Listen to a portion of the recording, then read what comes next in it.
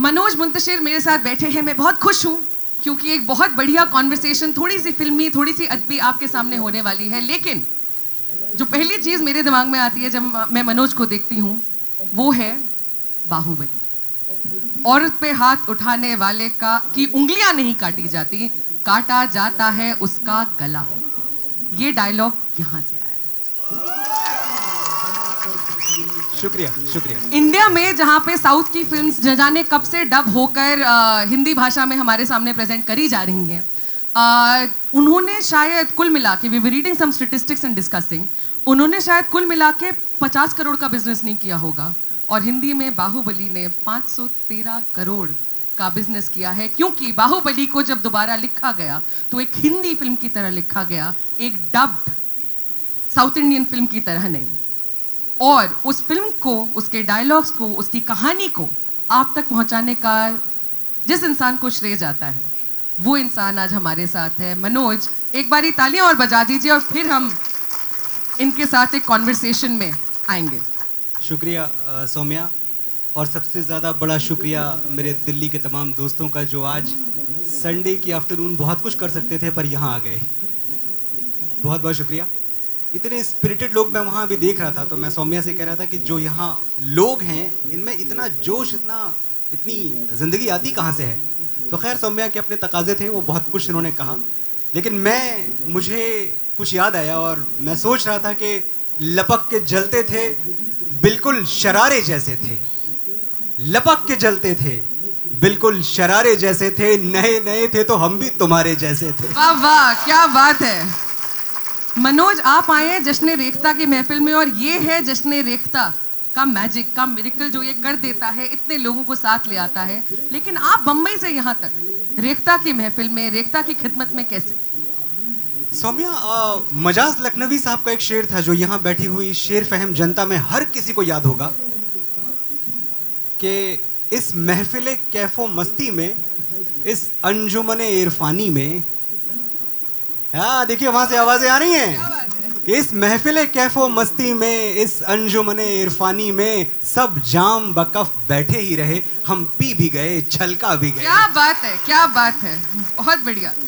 तो सौम्या, मैं इसलिए आया हूँ कि शायरी, नगमा निगारी, मोहब्बत, आशिकी, इन सब चीज़ों का जो प्याला मैंने पिया है आज वो मेरे ज़रिए छलक जाए और मेरे दोस्तों तक पहुँच जाए यहाँ। क्या बात है।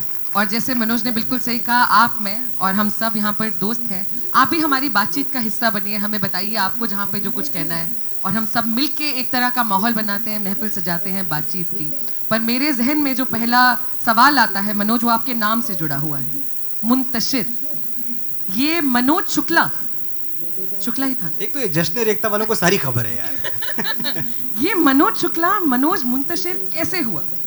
अच्छा, मनोज शुक्ला, मनोज मुंतशिर कैसे हुआ, इस बारे में तो मैं खैर पहले एक दो जगह बात कर चुका हूँ, लेकिन आज क्योंकि ये जश्न रेख्ता की महफिल है, आज मैं एक ऐसी चीज़ बताऊंगा जो शायद किसी को नहीं पता कि ये मनोज मुंतशिर छोड़िए, मनोज कैसे हुआ। दोस्तों, ये मनोज ऐसे हुआ कि मेरे पिताजी का एक सपना था। मैं जहाँ रहता था, गौरीगंज, अमेठी, उत्तर प्रदेश का एक छोटा सा इलाका है, वहाँ नुक्कड़ पे एक चाय की दुकान हुआ करती थी, Manoj and Pawan tea stall. मेरे पापा का सपना था कि उनके 2 बेटे हों और वो इतना नाम कमाएं, इतने बड़े हो जाएं कि एक दिन उनकी भी उसी नुक्कड़ पे चाय की दुकान हो, दोनों बेटों का। तो चाय की दुकान में खोल नहीं पाया, अगर खोल लेता तो आज मैं प्रधानमंत्री होता देश का।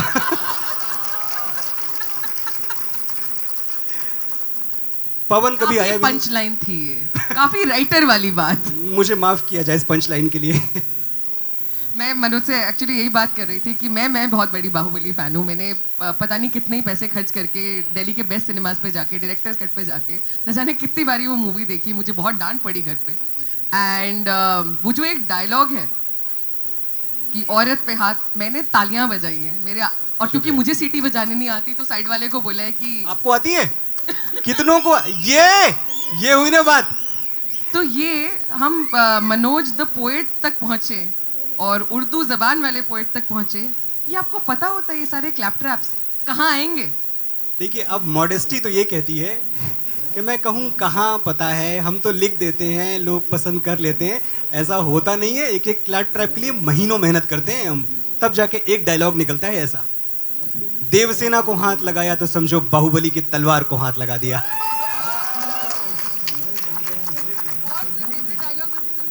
उस फिल्म से एक डायलॉग है जो मुझे बड़ा पसंद था, क्योंकि उस पे एस.एस. राजामौली सर का रिएक्शन आया था जब मैंने उनको लिख के सुनाया। तो अब आप जानते हैं SS. Rajamouli god of cinema, बहुत, अब उनके बारे में क्या कहा जाए। तो अगर उनका रिएक्शन आ गया, एक स्माइल आ गई, तो खुश हो गया था मैं। जब कटप्पा आते हैं शुरू में, फिल्म शुरू होती है, बाहुबली 2 की बात कर रहा हूँ मैं, और वो एक पैगाम सुनाते हैं कि भाई बाहुबली का राजतिलक होने वाला है। उस पूरे के पूरे सीन का जो लास्ट डायलॉग था, कुत्ता हूं ना सूंघ लिया। क्या बात है। चलिए, बाहुबली की एक्साइटमेंट तो कहाँ ही खत्म होगी। दिस इज वन मूवी जो हिस्ट्री में याद रखी जाएगी, ऐतिहासिक मूवी मानी जाएगी। तो हम वहां आ जाते हैं जहां पे हमारे को एक्चुअली होना चाहिए। मुंतशिर का जवाब दिया नहीं मैंने अभी। अच्छा, हम बीच में खो गए हाँ, थे। ये राइटरों के साथ हो जाता है नहीं? ये अब नाम ही मुंतशिर है। मुंतशिर का मतलब होता है बिखरा हुआ, स्कैटर्ड। और इसके पीछे भी कोई दोस्तों बड़ी कमाल की लॉजिक नहीं है कि मैं कोई एक दिन मुझे इल्हाम हुआ और मैंने कोई सपने में देखा कि आज मुंतशिर रखूंगा। मुंतशिर बड़ा डेस्परेट अटेम्प्ट था मनोज शुक्ला का एक ऐसा पेन नेम ढूंढने का जो किसी और का इस दुनिया में ना हो। सागर, साहिर, काफिर, फलक, इतने ज़्यादा पेन नेम्स थे उस वक्त, जिस दौर की बात मैं कर रहा हूँ, अपनी जवानी के दिनों की बात कर रहा हूँ मैं, 99 की। इतने पेन नेम्स के बीच में एक ऐसा पेन नेम कैसे ढूंढे जो किसी का ना हो। ये कोशिश चल रही थी। गौरीगंज की एक सर्दी की शाम, ऐसा ही मौसम रहा होगा, दिसंबर जनवरी का, स्लीपी टाउन है, 9 बजे सन्नाटा था और हम आवारा मिजाजी करते हुए यहाँ वहाँ भटक रहे थे। क्लास 10th की बात है, मैं 10th या 11th में था उस वक्त।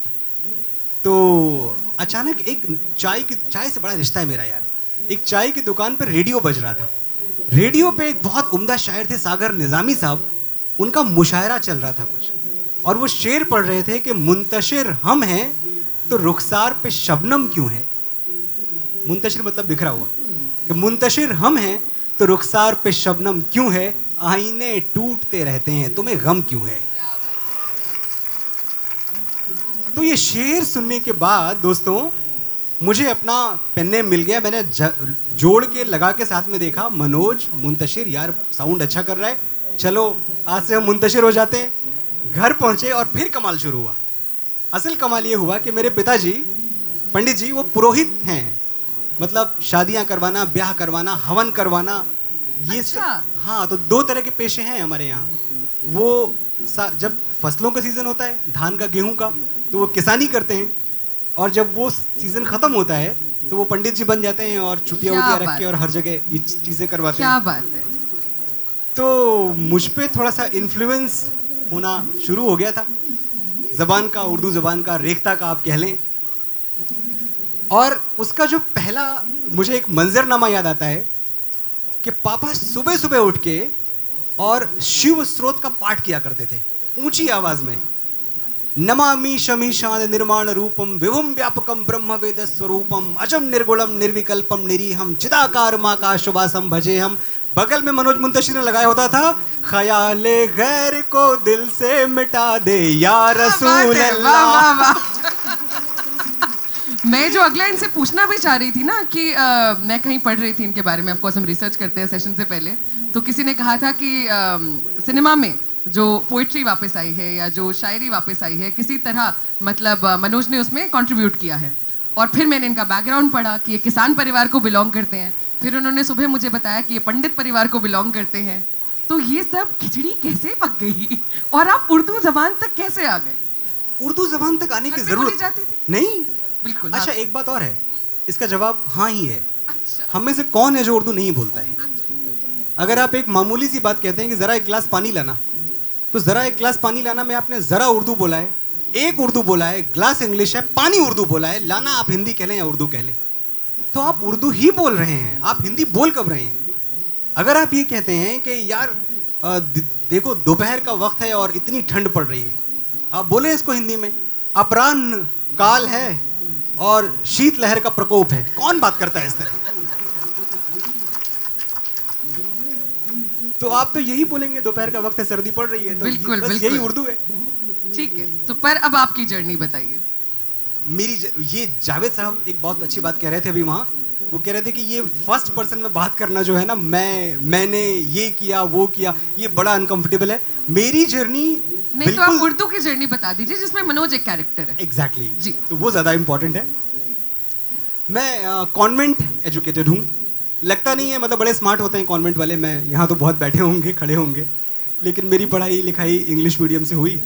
उर्दू का जो इन्फ्लुएंस रहा वो मेरी लाइफ में साहिर लुधियानवी के आने से शुरू हुआ।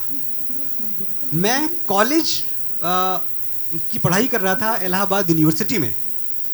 एक दिन मैं गौरीगंज, जो मेरा कस्बा है, वहाँ से एक पैसेंजर ट्रेन पकड़ के, जो 100 किलोमीटर का डिस्टेंस 6 घंटे में कवर करती थी, उससे मैं जा रहा था इलाहाबाद। रास्ते में एक स्टेशन आता है प्रतापगढ़। अब प्रतापगढ़ पे ट्रेन खराब हो गई। अब हम क्या करें, हमें बताया गया कि 1.5-2 घंटे लगेंगे ट्रेन बनने में, तब तक आप घूम टहल लो। तो दोस्तों, घूमते टहलते मैं एक किताब की दुकान पे चला गया। चचा की बुक स्टॉल थी बगल में। एक किताब उठाई, इत्तेफाक से वो प्रकाश पंडित की एडिट की हुई साहिर लुधियानवी का मजमुआ था। अब हमने कहा चलो ठीक है, 20 रुपए की किताब थी, बड़ी मुश्किल से जेब से निकाले, और उस 20 रुपए के लिए मैं सच बताऊं, मैंने 2 दिन का नाश्ता कुर्बान किया है। 2 दिन नाश्ता नहीं कर पाया मैं। वो किताब ली, पढ़ना शुरू किया। अब जब साहिर को मैं पढ़ता गया, और जब मैं वो पढ़ रहा था कि मेरे ख्वाबों के झरोकों को सजाने वाली, तेरे ख्वाबों में कहीं मेरा गुजर है कि नहीं, पूछकर अपनी निगाहों से बता दे मुझको, मेरी रातों के मुकद्दर में सहर है कि नहीं। जब आप ये पढ़ते हैं कि तसव्वुरात की परछाइयां उभरती हैं, मैं फूल टांक रहा हूं तुम्हारे जूड़े में, तुम्हारी आंख मसर्रत से झुकती जाती है। क्या बात है। मैं फूल टांक रहा हूं। यार, इश्क करते हो तो आवाज यहां तक आनी चाहिए, दिल धड़कने की, है ना? ये हुई ना दिल्ली वाली बात। साहिर के लिए तालियां चाहिए, मुझे अपने लिए नहीं। कि मैं फूल टांक रहा हूं तुम्हारे जूड़े में, चचा तुम्हारी आंख मसर्रत से झुकती जाती है। न जाने आज मैं क्या बात कहने वाला हूं, जुबान खुश्क है, आवाज रुकती जाती है। क्या बात है, वाह वाह। तो साहिर का इन्फ्लुएंस तो रहा है। ये मैं मुकम्मल कर देता हूं इसको साहिर साहब की शान में। तसव्वुरात की परछाइयां उभरती हैं, रवां है छोटी सी कश्ती हवाओं के रुख पर, नदी के साज पे मल्लाह। ये मंजर देखें आप।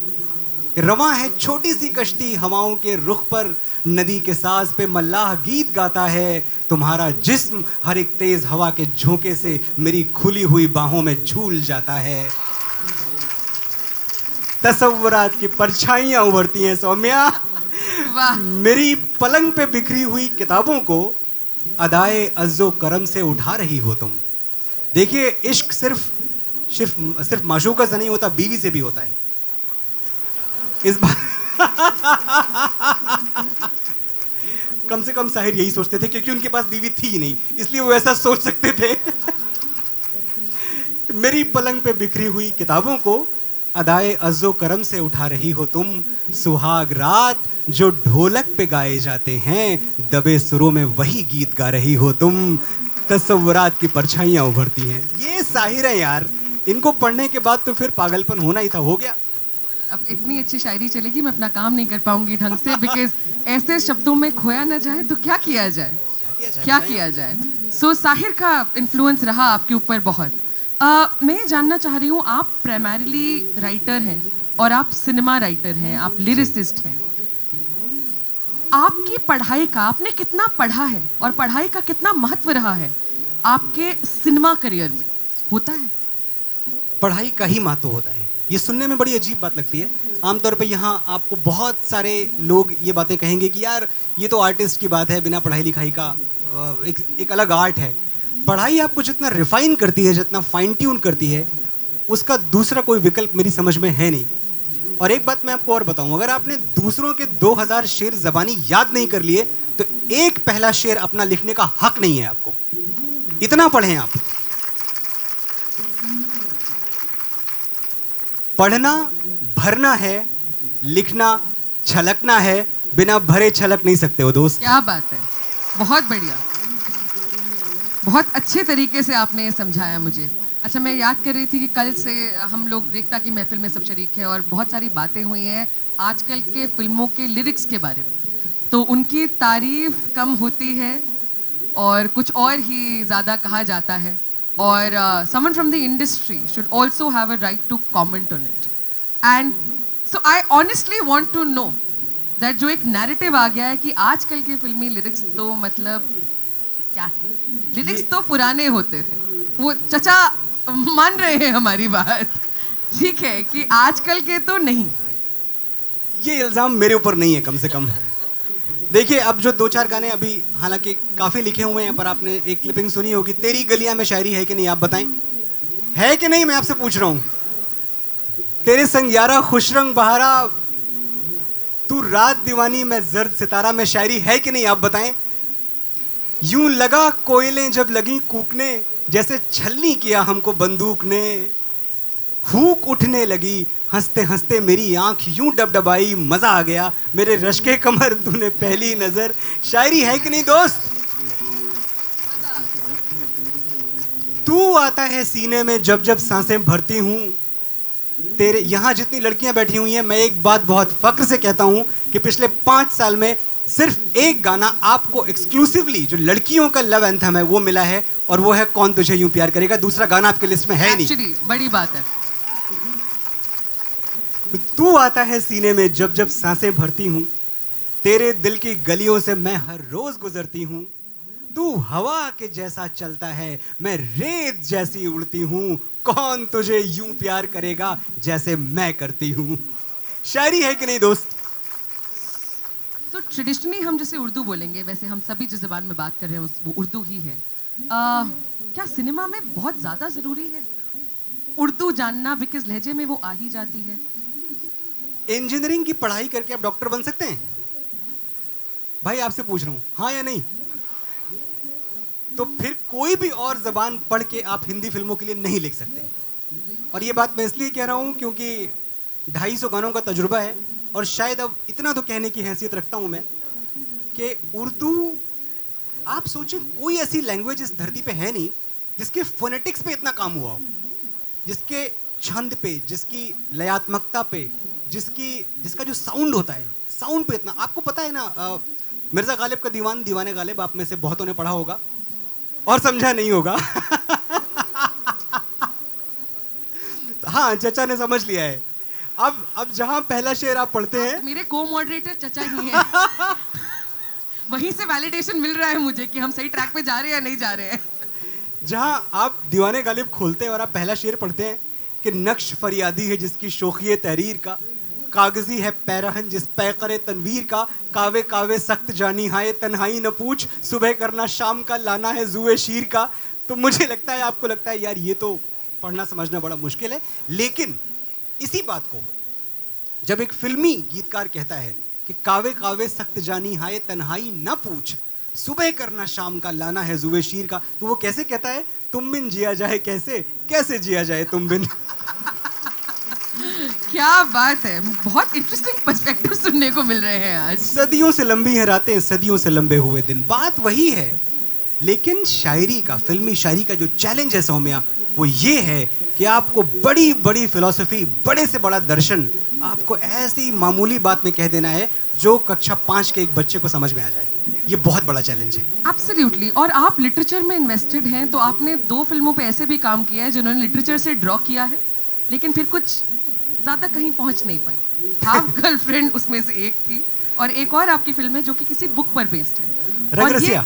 रंग रसिया. और ये हाँ. क्रिटिसिज्म रहा है हमेशा, जब भी किसी ने इस आग में अपने हाथ दिए हैं कि किताब उठाई है और उसको स्क्रीन प्ले में कन्वर्ट किया है, कि भाई ये फिल्म जो है वो बुक, किताब जितनी अच्छी नहीं है.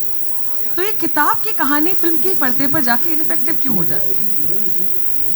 अगर ऐसा इल्ज़ाम है तो मैं एक बात ही कह सकता हूं कि ये इंसानी साइकी की प्रॉब्लम है, ये किसी फिल्म मेकर का इशू नहीं है. आप जब किताब पढ़ते हैं, किताब बड़ा ओपन मीडियम है. आप क्या पढ़ रहे हैं किताब में?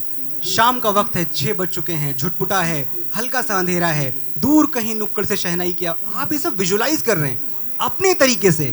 तो सिनेमाटोग्राफर आप हैं, डायरेक्टर आप हैं. ये जो बंदा किनारे खड़ा होकर शहनाई के शोर में आंसू बहा रहा है, उसका चेहरा कैसा है ये आपने तय किया है. कोई कास्टिंग डायरेक्टर आपको आके नहीं बता रहा है कि भाई देखो यहाँ तो रणबीर कपूर खड़ा हुआ है, सारा इमेजिनेशन आपका है। तो आप अपनी इमेजिनेशन से, अपने तसव्वुरात से इतनी मोहब्बत करते हैं कि जब वही इमेजिनेशन कोई करण जौहर, कोई इम्तियाज अली जब वो पर्दे पर दिखाता है, आपको समझ में नहीं आता, नहीं यार जो मैंने सोचा था वो बेहतर था। तो जाहिर सी बात है कि ये कस्टमाइजेशन का सवाल है, इसमें किसी फिल्म मेकर को दोष देना बिल्कुल ठीक नहीं है। ठीक नहीं है जी। सो एक आप मेरा क्वेश्चन टाल गए, तो आप वो खुद पे ले आए बात कि जो उर्दू ज़बान या जिस ज़बान का भी इस्तेमाल आजकल की फिल्मों में हो रहा है, खुश हैं आप उससे, या आपका क्या टेक होगा उस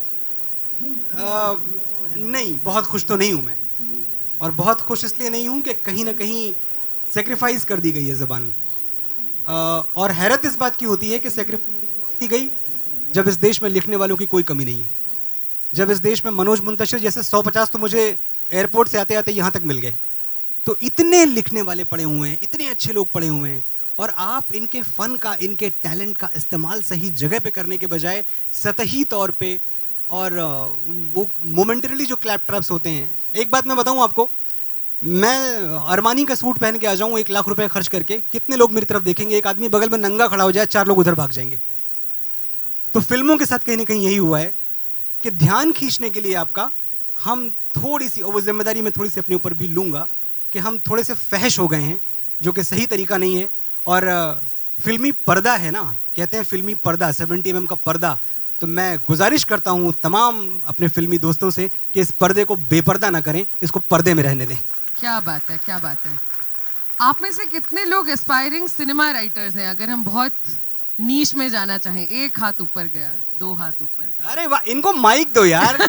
शायरी वायरी होती रहेगी, इनसे बात होनी चाहिए आज। इनसे बात तो बिल्कुल होनी चाहिए। और मैंने ये क्वेश्चन इसलिए भी पूछा था क्योंकि जब एक इंसान सोचता है कि मैं राइटर बनूंगा, उसको नहीं पता उसकी जर्नी उसको कहाँ ले जाएगी।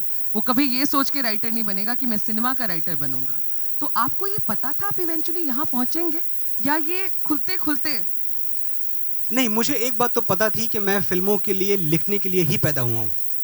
मैं दोस्तों ऑलराउंड, मतलब अगर मैं एकेडमिकली बोलूँ तो टॉपर टाइप का रहा हूँ, मतलब फर्स्ट या सेकंड टॉप 3 में रहा हूँ हमेशा। और बीएससी की वहाँ भी इलाहाबाद यूनिवर्सिटी में मैं काफ़ी अच्छे मार्क्स के साथ पास हुआ। मैंने अपनी लाइफ में कोई मेडिकल एग्ज़ाम कभी नहीं दिया है, कोई CPMT, कोई PMT, कुछ कभी नहीं दिया, क्योंकि मेरे दोस्त सामने बैठे हुए हैं, पवन कुमार जी IAS ऑफिसर हैं इस देश के, बहुत सीनियर, इनके जैसा मैं कभी था ही नहीं। ये कमाल की बात है, ये जो शख्स, आप एक बार खड़े हो जाएं पवन जी, मैं चाहता हूँ एक बार आप खड़े हो जाएं और जनता को दिखा दें, मैं आपका चेहरा दिखाना चाहता हूँ। हो गई सर, अब आप प्लीज। ये पवन कुमार जी हैं, ये बहुत सीनियर IAS ऑफिसर है, और ये इस तरह के शेर कहते हैं, मैं एक शेर इनका कोट करना चाहता हूँ आज, कि उसी की याद के बर्तन बनाए जाता हूँ। देखें आप, नए ज़माने की शायरी देखें, जदीद शायरी देखें, जिद्दत देखें शायरी की। आप रिक्ता से बोल रहा हूँ मैं कि उसी की याद के बर्तन बनाए जाता हूँ, वही जो छोड़ गया चाक पर घुमा के मुझे।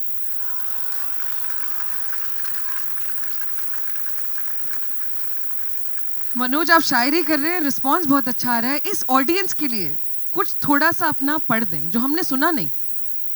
कुछ पढ़ दूं? प्लीज पढ़िए। यार मुझे एकेडमिक बातें होती रही। मैं खड़ा होकर कुछ सुनाता हूँ। चलो यार, बात करते हैं आप लोगों से। क्या सुनेंगे आप मोहब्बत सुनेंगे या आप कुछ और सुनेंगे? कुछ और सुनेंगे। अब कुछ और की फरमाइश हो चुकी है। चलिए, मैं अपने तमाम नौजवान दोस्तों के लिए जो छोटी छोटी आंखों से बड़े बड़े सपने देखते हैं, जिनके अंदर ये हिम्मत है कि जहां भी खड़े रहेंगे वहीं अपनी जन्नत तामीर कर लेंगे, उन दोस्तों के लिए मैं कहता हूं कि जूते फटे पहन के आकाश पे चढ़े थे। अब मुझे लगना चाहिए कि आप सुन रहे हैं, वरना मैं सुनाऊंगा नहीं। ये धमकी ले लें आप मुझसे। जूते फटे पहन के आकाश पे चढ़े थे, सपने हमारे हरदम औकात से बड़े थे। ये हुई बात, ऐसे सुना जाता है। जूते फटे पहन के आकाश पे चढ़े थे, सपने हमारे हरदम औकात से बड़े थे। सर काटने से पहले दुश्मन ने सर झुकाया। सर काटने से पहले, हाँ आप दूसरे मिसरे का इंतजार करें, ताली उस पे आएगी। सर काटने से पहले दुश्मन ने सर झुकाया, जब देखा हम निहत्थे मैदान में खड़े थे।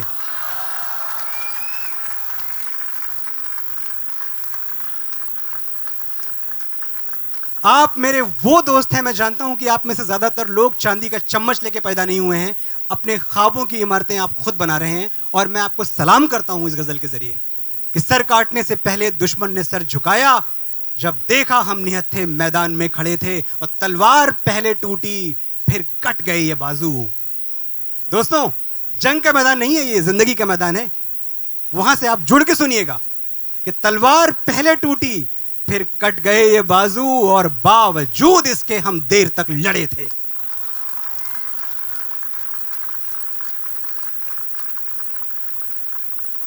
तलवार पहले टूटी फिर कट गए ये बाजू, और बावजूद इसके हम देर तक लड़े थे। मैं सिनेमा के लिए गाने लिखता हूं। बहुत बार ऐसा होता है कि मेरे लिखे हुए गानों को लोग कहते हैं ये तो फला सिंगर का गाना है, ये तो फला सिंगर का गाना है, और मैं बहुत मायूस होकर घर लौटता हूं। अपने आप से कहता हूं कि ऊंची इमारतों में हुआ जश्न सारी रात।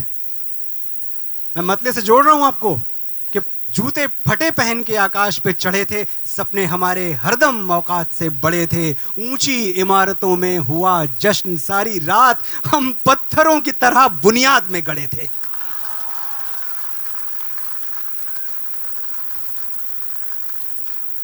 शुक्रिया दोस्तों। ऊंची इमारतों में हुआ जश्न सारी रात, हम पत्थरों की तरह बुनियाद में गड़े थे। इसका आखिरी शेर आपके हवाले करके जा रहा हूं, याद रखिएगा कि फिर भी नहीं किया था हमने जमीन का सौदा।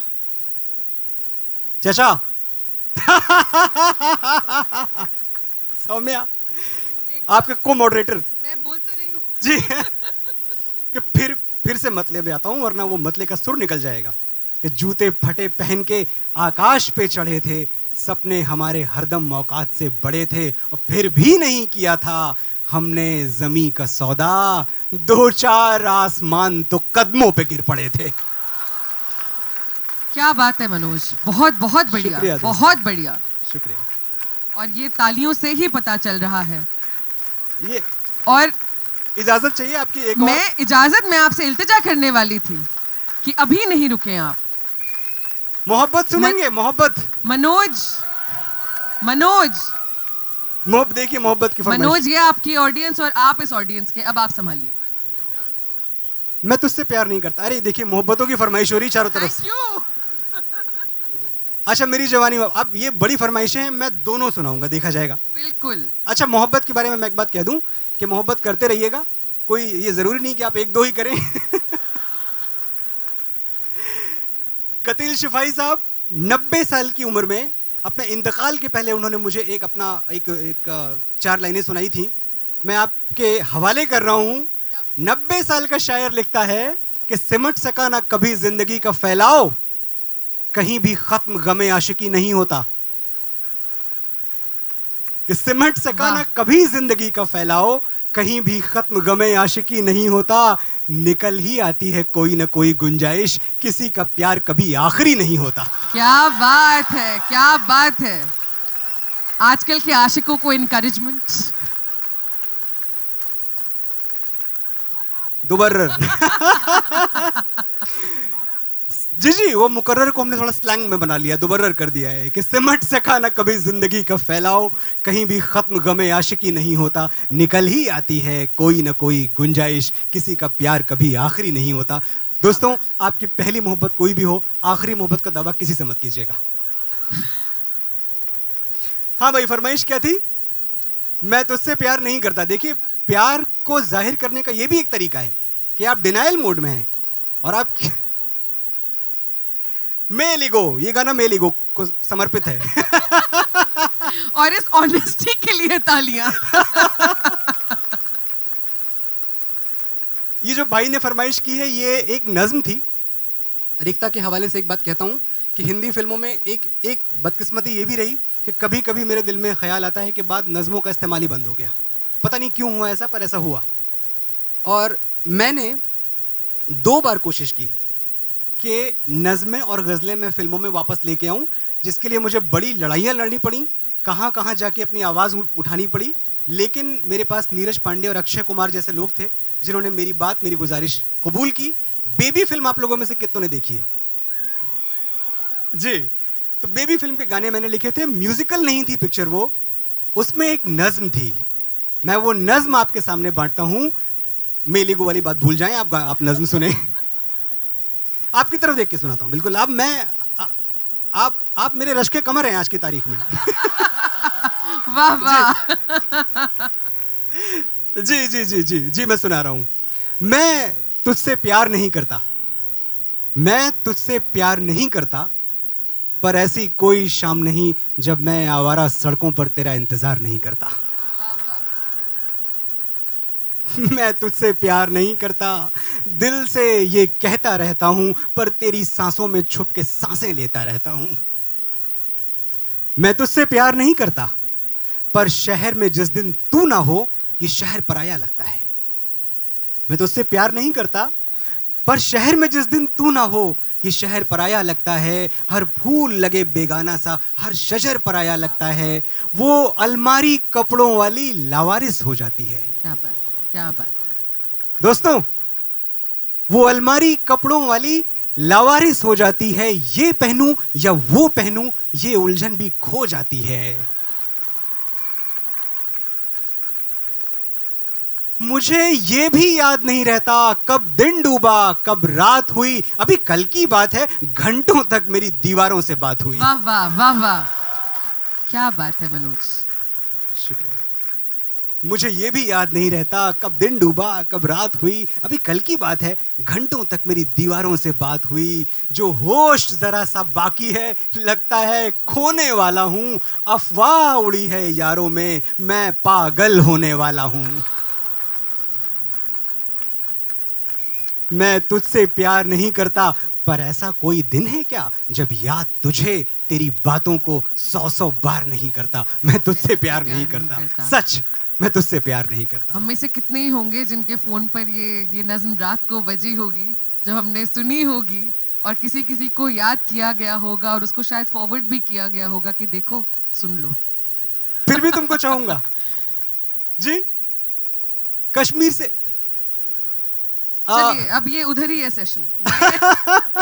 मैं रिलैक्स कर रही हूँ। मेरे हैं 2 सवाल जरूरी हैं, बट बाकी आप बात कीजिए। मैं एक बात कह सकता हूँ कि इतना जीरो ईगो जोन में रहने वाला मॉडरेटर कंपेयर दोस्त मैंने पहले कभी नहीं देखा। वरना आमतौर पे तालियां सौम्या के लिए।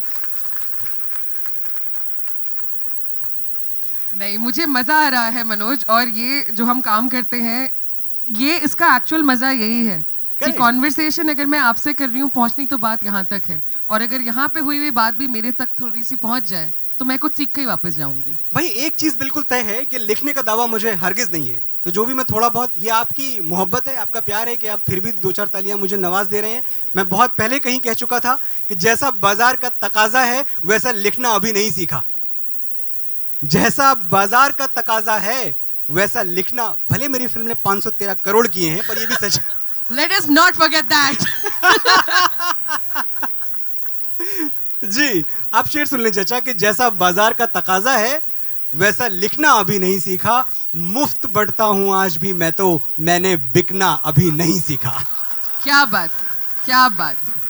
मैं थोड़ा घुस जाऊं ऑडियंस में? घुस जाएं आप, घुस जाएं। कोई है जो बात करना चाहता है, कुछ कहना चाहता है? जी, माइक को माशूका समझे।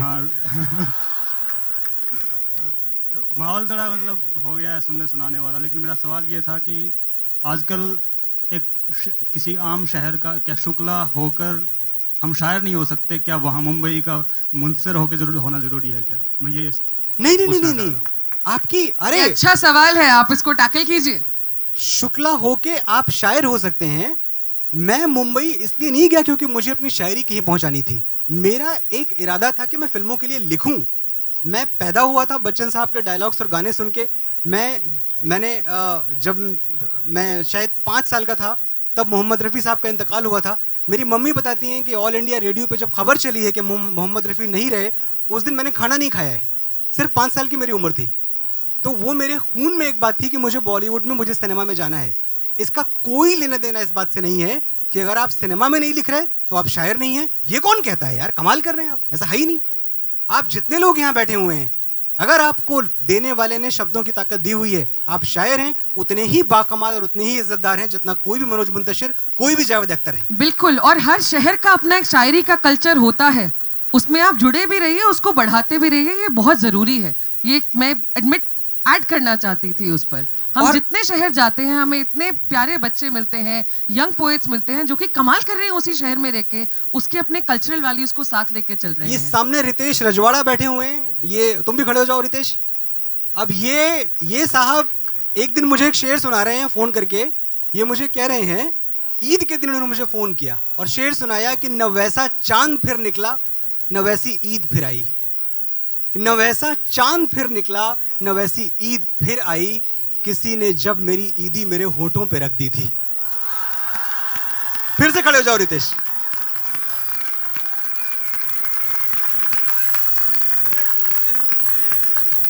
तो दोस्तों इस तरह की शायरी हो रही है इतने छोटे दायरे में, इतनी छोटी जगहों पे। तो ये तो सवाल ही पैदा नहीं होता कि आप जब तक मुंबई ना आए मनोज मुंतशिर नहीं बन सकते। गलत बात है ये। अगला सवाल।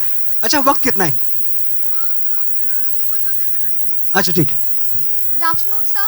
Good afternoon. Where are you? Right here. Yes, sir. So, sir, मुझे एक्चुअली ये पूछना था। तो कहते हैं कि जो दिल से बातें निकलती है वो दिल तक पहुंच जाती है, और आपके जो वर्ड्स है सर वो ऐसा लगता है कि दिल पे कुछ आपके लगा है। Like have you been hurted before? Yes sir, now there is a googly. ये काफी कर्व्ड बॉल है, ये आप टैकल कीजिए। आपका नाम बताएं आप। सर माई सेल्फ पूनम क्षत्रिय। पूनम एक बार लगा हो तो बता दूं यार। मैं तो जिंदगी भर लगता रहा है और मैं जिंदगी भर रोता रहा हूं। मुझे मेरा कभी का शेर था कि मैं कब छोड़ूंगा रोना ये अभी सोचा नहीं है। मैं कब छोड़ूंगा रोना ये अभी सोचा नहीं है, कि दिल की आग तक पानी अभी पहुंचा नहीं है। क्या बात है, क्या बात है, वाह। मनोज, आपके फेवरेट डायलॉग्स कौन से हैं, कौन सी मूवीज से हैं? 2-3 डायलॉग हो जाए। यार बहुत सारे हैं, मैं कहाँ से शुरू करूं? मैंने अभी बाजीराव मस्तानी देखी कुछ दिनों पहले। बाजीराव मस्तानी में जब काशी बाई कहती हैं कि आपने हमसे हमारी जिंदगी मांग ली होती हम शौक से दे देते, आपने तो हमसे हमारा गुरूर छीन लिया। तो लगा इसे कहते हैं डायलॉग। आजकल दिल से पत्थर का काम लेते हैं। हाँ, दिल से पत्थर का काम लेते हैं। और जब मैं वापस जाता हूँ और मुझे याद आता है शहजादा सलीम जब बागी होके अकबर से कहता है मेरा दिल कोई आपका हिंदुस्तान नहीं जहां आप हुकूमत कर सकें, तो मुझे लगता है ये हुआ डायलॉग। मुझे उसी मुगल आजम का एक मंजरनामा याद आता है जहां महीनों अनारकली को कैद खाने में सलाखों के बीच अंधेरे कमरे में काल कोठरी में फेंकने के बाद जब बादशाह उसे बाहर निकालते हैं और बादशाही मिजाज से पूछते हैं बोलो अनारकली, क्या कैद खाने के अंधेरों ने तुम्हारी मोहब्बत का, तुम्हारी आरजुओं का दम घोट दिया? अनारकली इनकार में सिर हिलाती है, उसकी जंजीरें बजती हैं। बादशाह को और ज्यादा गुस्सा आता है, उनका जलाल उबलता है। बादशाह अपने सिपाह सलारों को बोलते हैं अंधेरे और बढ़ा दिए जाएं। अनारकली कहती है आरजुएं और बढ़ जाएंगी। क्या बात है, ये हुई ना बात। अगला। ऐसी राइटिंग हुई है हमारे यहाँ, इस तरह के डायलॉग्स हमें सुनने को मिले हैं, और वो कौन भूल सकता है। हम दोनों इसी फुटपाथ से एक साथ उठे थे। आज मेरे पास गाड़ी है, दौलत है, बंगला है, तुम्हारे पास क्या है? जवाब आप देंगे। यस, मेरे पास माँ है। एक बार अपनी माँ के लिए आप लोग तालियां बजाएं सम्मान में। मनोज नेक्स्ट। वैलेंटाइंस डे आने वाला है सौम्या, वैलेंटाइंस डे आने वाला है, और मैं वैलेंटाइंस डे के हवाले से एक बात कहता हूं कि एक बार अपनी मां को अपना वैलेंटाइन बना के देखें। ज्यादा 2 महीने की बात है। उतारती है वो सदका मेरा हजारों बार, उतारती है वो सदका मेरा हजारों बार, मैं चिढ़ने लगता हूं इतना सराहती है मुझे। ख्याल माँ के मेरी आज भी पुराने हैं, बिना गुलाब दिए भी वो चाहती है मुझे। क्या बात है, क्या बात है, क्या बात है। Next question. मनोज जी। दोस्तों दुनिया में किसी से भी माँ के प्यार का हिसाब लगा के देखें, माँ का प्यार 9 महीने ज्यादा निकलेगा। मनोज जी, शेरो शायरी के लिए और जो आप कहते हैं पढ़ते हैं उसके लिए कुछ ये समझ आता है कि कहीं ना कहीं इसका ताल्लुक इश्क से या एक टूटी हुई मोहब्बत से या एक मोहब्बत कोई मुकाम तक पहुंच जाने से ज़रूर होता है। तो आपका अपना पर्सनल तजुर्बा क्या रहा? और जहाँ तक मेरा ताल्लुक है, मैं बिजनेसमैन हूँ और मेरी वाइफ और मेरी शादी को 25 साल हो गए हैं। तालियां भाई, सिल्वर जुबली हो गई। क्या बात, अब 28 हो गए हैं। 28 हो गए, वाह वाह वाह। 25 साल जब हुए थे तो कुछ मेरे अंदर भी ऐसी जज्बात निकले थे और मैंने कुछ लाइनें इनके लिए कही थी। मैं चाहता हूँ मैं आप कहूँ अगर इजाजत हो अर्ज तो। कर दें, आप अर्ज कर दें। कुछ तो खास है तेरे मेरे दरमियाँ, वाह, कुछ तो खास है तेरे कुछ मेरे, तो खास है तेरे मेरे दरमियाँ, वरना चर्चे हमारे यूं आम ना होते। वाह वाह वाह वाह, क्या बात। हमें यकीन है कि तुमको भी मोहब्बत है हमसे, हमें यकीन है कि तुमको भी मोहब्बत है हमसे, वरना छत से वो इशारे सरेआम ना होते। क्या बात, बहुत शुक्रिया, बहुत शुक्रिया। और ये कितनी तो खूबसूरत हैं। मुझे लग रहा है ये अफवाह है, माशाअल्लाह। ये अफवाह है कि शादी को 28 साल हुए। ये तो एकदम बहुत ही प्यारी दिख रही हैं आप। लेकिन देखिए करेक्ट बीवी ही करती है, उनको 25 लग रहे थे। देखिए बीवी करेक्ट भी करती है सौम्या। मुझे एक बात और कहनी है, बीवी करेक्ट भी करती है और कभी कभी बीवी जब करेक्ट करने की जगह पे कॉर्नर करती है ना। मेरे एक दोस्त हैं तिवारी जी, मेरे एक दोस्त हैं तिवारी जी, उनसे उनकी बीवी ने पूछा एक दिन, सुनो अब रहा होगा एक दिन कुछ दिमाग कहीं और रहा होगा, सुनो तुम बियर पीते हो ना? तो कहते हैं हाँ मतलब हर कोई पीता है, इसमें क्या है। अच्छा कितनी पीते हो रोज? दो पी लेता हूँ रोज। एक कितने की आती है? कहते बेगम 150 की आती है। अच्छा मतलब तुम 300 रुपए की बियर रोज पी लेते हो। अब महीने के कितने हो गए? कहते महीने के 9000। अब देखिए गिनती बढ़ती जा रही है और उनकी धड़कनें तेज हो रही हैं कि महीने के 9000, तो तुम महीने के 9000 की बियर पी जाते हो, है ना?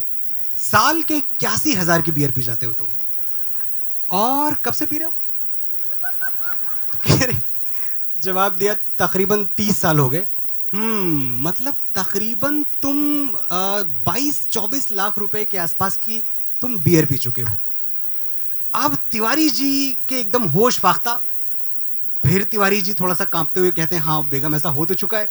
तो सोचो अगर तुमने आज से 25-30 साल पहले ये पैसे इन्वेस्ट किए होते, बिजनेसमैन हैं आप, तो कंपाउंड इंटरेस्ट के साथ तुम्हें इतने पैसे मिले होते कि आज तुम्हारे पास खुद का हेलीकॉप्टर होता। तिवारी जी पास जाते हैं, आंखों में आंखें डालते हैं, कहते हैं बेगम तुम बियर पीती हो? कह रहे नहीं। कहते तुम्हारा वाला हेलीकॉप्टर कहाँ है?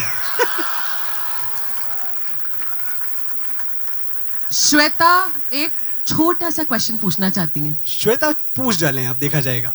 सर एक्चुअली ना इंडस्ट्री में ना जितने भी लिरिसिस्ट हैं, राइटर्स हैं, सर मेल की गिनती इतनी ज़्यादा क्यों है? फीमेल्स भी तो लिखती हैं। मतलब आप लोग तेरे संग यारा, खुश रंग बहारा, मतलब लड़कियों के अंदर फीलिंग ही नहीं है। लड़कियों की लाइन भी आप ही लिख देते हो। यार ये लड़की स्टेज पे नहीं ठीक है। कौसर मुनीर पांडे फिल्म लिरिसिस्ट हैं और यहाँ आ चुकी हैं जश्न एकता में। बहुत अच्छे गाने लिखती हैं। सवाल लड़के लड़की का नहीं है, सवाल ये है कि कौन लिखना चाहता है। आप आएंगे तो मैदान खाली है, आ जाइए। थोड़ा तो बायस मिलेगा सर, उस पर ज्यादा हम चर्चा करेंगे, लेकिन ये बहुत अच्छा और रेलेवेंट सवाल श्वेता ने पूछा है हमसे। तो इंडस्ट्री भी इसका ध्यान रखे थोड़ा सा। इन्होंने मुझे कॉर्नर किया जिसकी मैं बात कर रहा था अभी। एग्जैक्टली। और वो कॉर्नर मैंने और पीछे खिसका दिया है, सो ये लीजिए। हेलो सर, इधर भी माइक दीजिएगा। हाँ चलिए, जो वहां से आते हैं। एक सवाल है और एक फरमाइश है। जी। तो सवाल ये है कि जब हम खुद के लिए लिखते हैं ना, तो वो मेरे ख्याल से थोड़ा आसान होता है, बट मगर आप बॉलीवुड के लिए शायरी करते हैं, बॉलीवुड के लिए लिखते हैं, हज़ारों डेडलाइंस होती है, बहुत प्रेशर होता है, और सबसे इंपॉर्टेंट बात कि डायरेक्टर या जो भी आपके ऊपर होते हैं वो कहते हैं कि हमें ये चाहिए, तो आप कैसे वो मैनेज करते हैं? और फरमाइश सर ये है कि आपने कोमल नहाता के एक शो में अपने पिताजी पे एक बहुत अच्छी शायरी की थी, और उस शायरी के बाद मैं आपका फ़ैन बन गया था। वो कुछ मुझे शायरी याद नहीं है सर, बट शायरी कुछ इस बेसिक पे था कि जब मैं पिताजी को देखता हूँ बूढ़े हो गए, मैं सुनाता हूँ, मैं आता हूँ आप तक। पहली बात सर, मेरा नाम अमरीश है। अमरीश? अमरीश। अमरीश जी सर। अमरीश आपका नाम है? जी सर। अमरेंद्र बाहुबली क्यों नहीं है? खैर, सवाल बहुत अच्छा है आपका। यही शायद एक आर्ट है। हम शायरी करते हैं घर में बैठ के, अपने लिए करते हैं, अपने तरीके से करते हैं, लेकिन जब हमारे सामने एक फिल्म की सिचुएशन आती है, यहाँ थोड़ी सुबगाहट मची हुई है। जी चलिए फिर से हमारी तरफ आ जाइए आप सब लोग। फिल्मों की शायरी अलग कैसे है बाकी खुद के लिए लिखने से? वो अलग ऐसे है कि जब आपको एक फिल्म की कहानी सुनाई जाती है और कहानी आप सुन रहे होते हैं, आपको उस कहानी को इस तरह से कुछ लाइनों में इनकैप्सुलेट करना होता है कि आपकी शायरी भी रह जाए आपकी कला भी रह जाए और कहानी भी आप कह दें। मैं एक एग्जांपल दूंगा, आनंद बख्शी, आपने से किसने डर देखी हुई है? कितने लोगों ने डर फिल्म? डर फिल्म एक बात की मिसाल है, उससे बड़ी मिसाल मुझे लगता है बॉलीवुड में दूसरी कोई मिलनी मुश्किल है। डर की पूरी कहानी, पूरी स्क्रिप्ट, 150 पन्ने की स्क्रिप्ट आनंद बख्शी साहब ने एक लाइन में बयान कर दी थी। वो लाइन क्या थी? तू हां कर या ना कर, तू है मेरी किरण। क्या बात है। ये है पूरी की पूरी पिक्चर की कहानी। तो ये मैजिक है, जब आप फिल्मों के लिए लिखते हैं आपको ये मैजिक रिक्रिएट करना होता है। शेर में सुनाता हूँ, एक रुबाई थी कि मैंने अपने पिताजी के लिए कभी नज़र की थी कि हज़ारों मुश्किलों से लड़ रहा हूँ मैं अकेला ही। और आज की तारीख में आपके जितने भी लोग यहाँ बैठे हैं, आप सबके पिताओं को इज्जत के साथ मैं समर्पित कर रहा हूँ कि हज़ारों मुश्किलों से लड़ रहा हूँ मैं अकेला ही, दुआएं साथ हों जिसके उसे लश्कर नहीं लगता। क्या बात। हज़ारों मुश्किलों से लड़ रहा हूँ मैं अकेला ही, दुआएं साथ हों जिसके उसे लश्कर नहीं लगता। मेरे बाबूजी बूढ़े हैं मगर अब भी ये आलम है, वो मेरे पास होते हैं तो मुझको डर नहीं क्या लगता। बात है, क्या बात है मनोज, वाह वाह। शुक्रिया। हम अगले सवाल की तरफ जाएंगे। के पूछेंगे सवाल। के आप तो गाते थे पहले? आजकल लिखने लग गया। बताएं। गजलों में रदीफ काफिया होते हैं, बहर होता है। हाँ ख्यालों का आवाज नहीं आ रही? हाँ, थोड़ा थोड़ा। मैंने पहले अर्ज किया कि माइक को माशूका समझें, करीब ले जाएं। कि रदीफ काफिया और बहर जो होता है वो गजलों में होता है जी। ख्यालों का नहीं होता अक्सर। तो आपके अकॉर्डिंग ख्यालों की उम्र कितनी होती है? एक राइटर कब तक लिख सकता है? एक राइटर 10 दिन में भी ख़त्म हो सकता है। और ऐसे भी लोग हुए हैं, मजरू सुल्तानपुरी साहब मेरे अपने वतन के हैं, सुल्तानपुर के, हॉस्पिटलाइज थे और ऐसा लग रहा था कि किडनी वगैरह फेल हो चुकी थी, मल्टीपल ऑर्गन फेलियर के बाद वो गाने लिख रहे थे। तो एक बार इस स्पिरिट के लिए तालियां बजाएं आप। वो मजरू सुल्तानपुरी जो 80 साल की उम्र में लिखते हैं, जानम समझा करो। तो ख्यालों की कोई उम्र नहीं होती। जी सर, अगला सवाल यहाँ। जी हुजूर। सर, मैं भोपाल से आया हूँ, आमिर नाम है मेरा। हाँ आमिर जी सर, आपकी राइटिंग बहुत अच्छी है, बहुत इम्प्रेसिव है। शुक्रिया। सर, मुझे इंटरेस्ट ये था कि आपका जो मुझे तखल्लुस बहुत अच्छा लगता है, मुंतशिर, बड़ा इंटरेस्टिंग है, बड़ा अच्छा लफ्ज आपने लिया उर्दू का। जी। क्या इंस्पिरेशन था इसका? मैंने इसके बारे में अभी बयान कर दिया थोड़ी देर पहले, तो अब वो आपको ये फुटेज देखनी पड़ेगी दोबारा। We will go to the सवाल next अच्छा था। question. Who is it? क्या? मेरी आने वाली फिल्म के बारे में पूछा गया है, ये तो अच्छा भी है, मेरा फायदा है इसमें, इस सवाल का जवाब देने में। मैं डायलॉग्स तभी करूंगा जब बाहुबली जैसी कोई बड़ी फिल्म दोबारा मुझे ऑफर होगी, उससे छोटी के लिए लिखूंगा नहीं मैं। एक बात है, ये सब सपने हैं, ये हमें आज लगता है कि ये सब फालतू की बातें हैं, लेकिन अगर अमेठी में किसान का बेटा भैंस की पीठ पे चढ़ा हुआ ये सपना देख सकता है कि एक दिन वो शाहरुख खान और सलमान खान और अमिताभ बच्चन के लिए गाने लिखेगा, और वो लिखता है, तो मतलब सपने सच होते हैं। एक गुजारिश मैं कर दूं कि सपने सच कब होते हैं? सपने सच तब होते हैं जब आप अपनी कंफर्ट जोन से बाहर निकलते हैं। और कंफर्ट जोन से बाहर निकल के मुझे एक चीज याद आती है, अपनी बहुत पहले कभी लिखी थी कि सुख चैन की ठंडी छांव तले मुश्किल है यार बसर मेरा। दोस्तों, सुख चैन की ठंडी छांव तले, ये रेखता जबान है। जिस जबान की बात हम करते हैं कि ये हिंदी है, ये उर्दू है, जहां सारे फासले मिट जाते हैं, ना हिंदी बचती है ना उर्दू बचती है, सिर्फ रेखता बचती है, उस जबान के हवाले से आप सुने कि सुख चैन की ठंडी छांव तले मुश्किल है यार बसर मेरा, महलों में कबूतर रहते हैं, मैं बाज हूं पर्वत घर मेरा।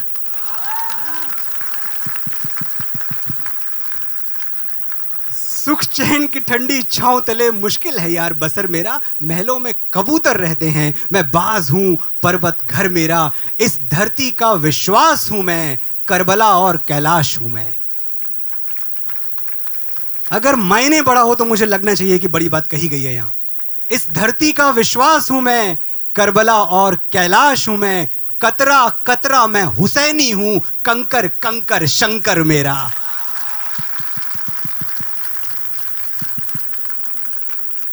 कतरा कतरा मैं हुसैनी हूं, कंकर कंकर शंकर मेरा, और मेरी टूटी शमशीरों पे तुम्हें आज हंसी आ जाती है।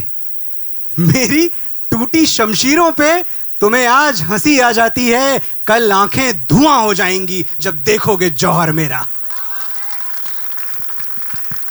शुक्रिया।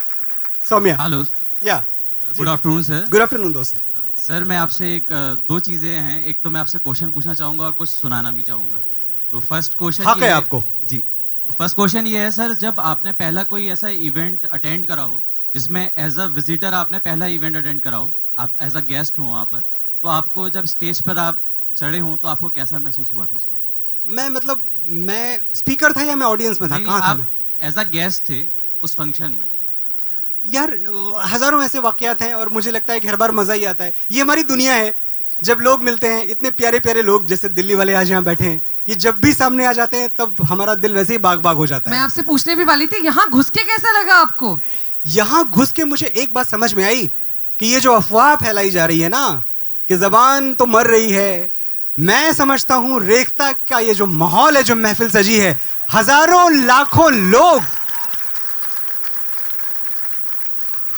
लाखों लोग उर्दू, रेख्ता और हिंदी के सीने पे पांव रख के गुजर जाएं, इन जबानों का बाल भी बांका नहीं हो सकता क्योंकि आप इनके साथ हैं। हेलो सर, मैं सुनाना चाह रहा हूँ, हाजरीन महफिल से तवज्जो चाहूँगा थोड़ी सी। हाजरीन महफिल तवज्जो उधर दे। जी जी। ना कोई सुबह ना कोई शाम देते हो, वाह। ना कोई सुबह ना कोई शाम देते हो, दिल धड़कने को मोहब्बत का नाम देते हो, वाह।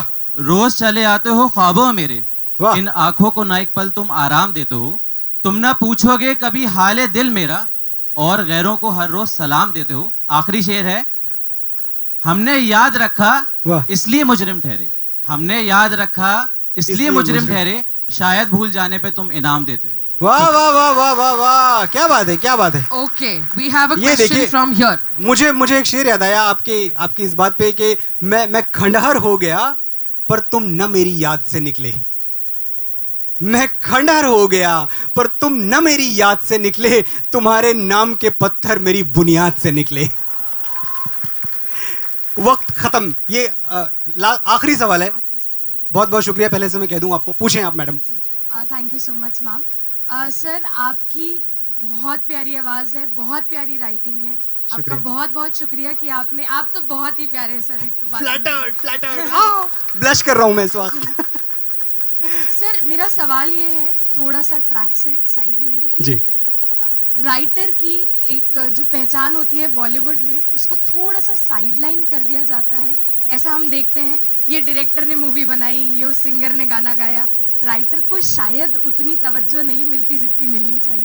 उसके बारे में प्लीज कुछ बोलिए। 4 साल पहले तक नहीं मिलती थी क्योंकि 4 साल पहले तक जश्न रेख्ता नहीं था, अब है। हाँ, और एक बात मैं कह दूं कि ये मैं पहले भी गुजारिश कर चुका हूं कि कहीं दीवारों के चर्चे, कहीं मीनारों के, कभी तारीफ के जुमले इधर नहीं आते। कहीं दीवारों के चर्चे, कहीं मीनारों के, कभी तारीफ के जुमले इधर नहीं आते। हम तो बुनियाद के पत्थर हैं कई सदियों से, और बुनियाद के पत्थर नजर नहीं आते। क्या बात है। और ये क्या सेशन रहा है, ये उस तरह का सेशन है जिसको रेख्ता याद रखेगा। मैं एक बात कहना चाहूँगा, एक सच्ची बात करता हूँ। रेख्ता की जगह के मंच पे खड़ा हुआ हूँ मैं अपने कॉलेज डेज में था। कॉलेज डेज में जब पहली बार मुझे इश्क हुआ है, और वो ख़तों किताबत का ज़माना था, चिट्ठियाँ लिखी जाती थीं, तस्वीरें तब हार्ड कॉपी में हुआ करती थीं, सॉफ्ट कॉपी का भी ज़माना नहीं था। तो एक दिन जो मेरी माशूका थी, उनको कहीं से इल्हाम हुआ कि यार ये तो बड़ा गलत लड़का है, शेर व शायरी करता है, ये तो कुछ करेगा नहीं लाइफ में। तो वो मेरे पास आई और कहने लगी, देखो मेरे पापा को तुम पसंद नहीं हो। मैंने कहा अच्छा, तो तुम जो लेटर्स और फोटोग्राफ्स मेरे हैं वो तुम मुझे वापस कर दो। वहाँ से मेरी एक नज़्म ने जन्म लिया, मेरे गुस्से से उस नज़्म ने जन्म लिया, जिसका जिक्र अभी शकील भाई ने यहाँ से किया था कि आँखों की चमक, जीने की लहक, सांसों की रवानी वापस दे। आँखों की चमक, जीने की लहक, सांसों की रवानी वापस दे। मैं तेरे खत लौटा दूंगा, तू मेरी जवानी वापस दे।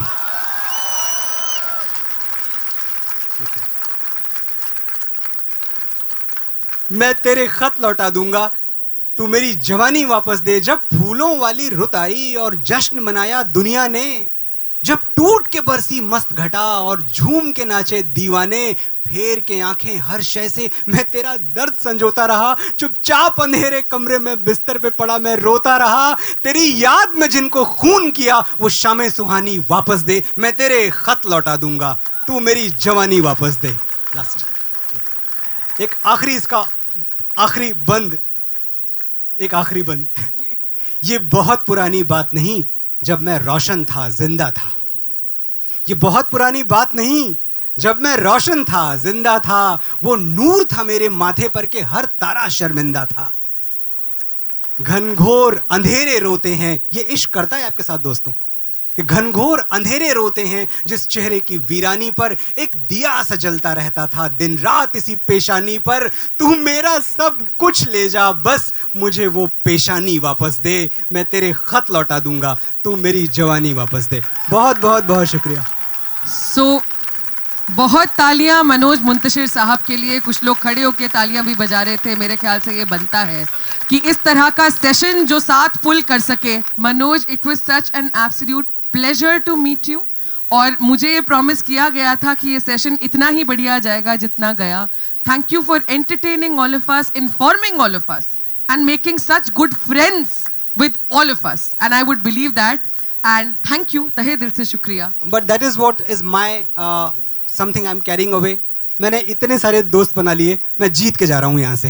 बिल्कुल शुक्रिया। बिल्कुल।